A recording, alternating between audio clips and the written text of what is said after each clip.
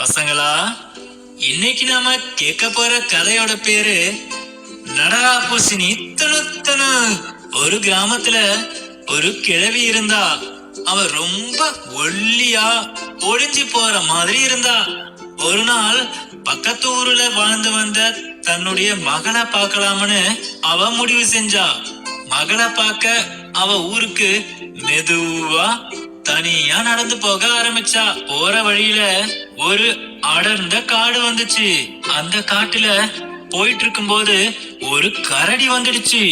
அது அவளை பார்த்து கேட்டது, ஏய் கிழவி, நீ எங்க போயிட்டு இருக்க? அந்த கிழவி உடனே சொன்னா, ஐயோ, என்ன இப்ப தின்னுடாத. என்ன தின்னு கூட உனக்கு என்ன கிடைக்கும்? நான் என் மக கிட்ட போவேன். நல்லா நெய் போட்ட ரொட்டி சாப்பிடுவேன். நல்லா குண்டாயிடுவேன். பிறகு இந்த வழியா திரும்பவே இல்லையா? அப்ப என்ன நீ திங்கலாம்.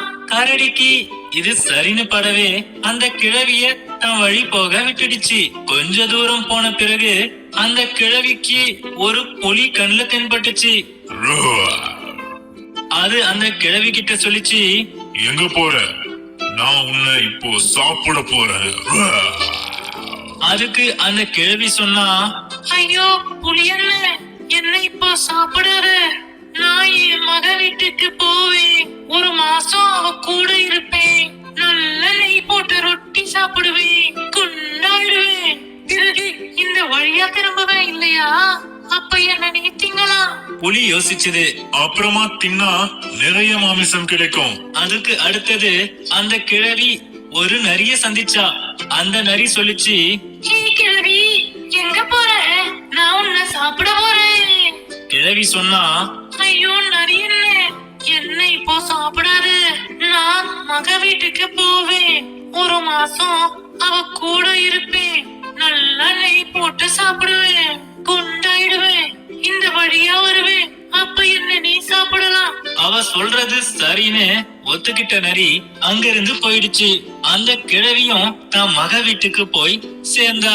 மக அவளுக்கு ருசியான சாப்பாடு கொடுத்தா. அதுல அந்த கிழவி நிஜமாவே நல்ல ஆரோக்கியமாயிட்டா.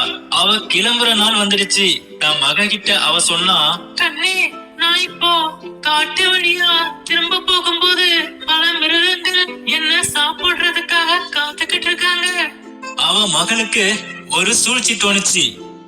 அவ ஒரு பெரிய பூசணிக்காயை எடுத்து வந்தா. அதுல இருந்த எல்லா விதைகளையும் எடுத்துட்டு அத காய வச்சா. அப்புறம் அவ அம்மா கிட்ட சொன்னா, அம்மா, நீங்க இந்த பூசணிக்குள்ள உட்கார்ந்து மெதுவா காட்டு வழியா போ. யாராவது கேட்டா இந்த மந்திரத்தை சொல்லு. எனக்கு எந்த கிழவியையும் தெரியாது. நடரா பூசணி துணு துணு.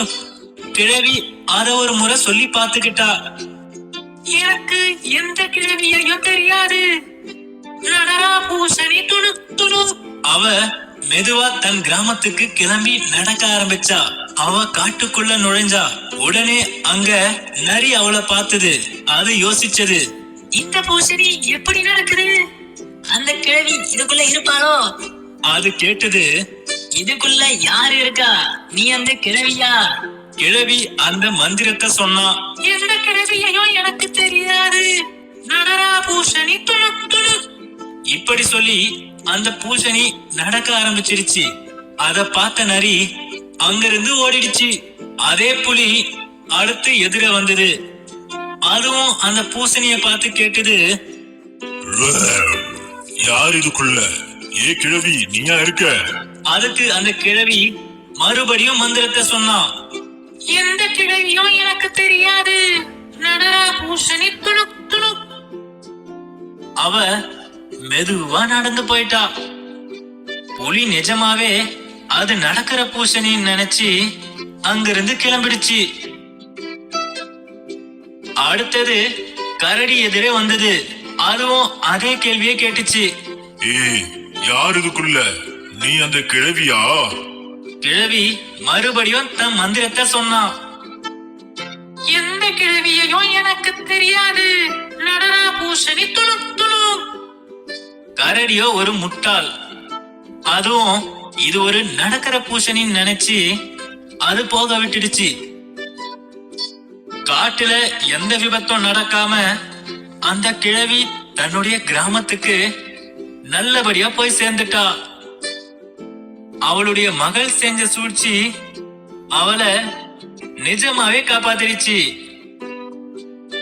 பசங்களா, நாமும் அத மட்டும் சொல்லலாமா? எந்த கிழவியையும் எனக்கு தெரியாது, நடரா பூசணி துணுக் துணுக்.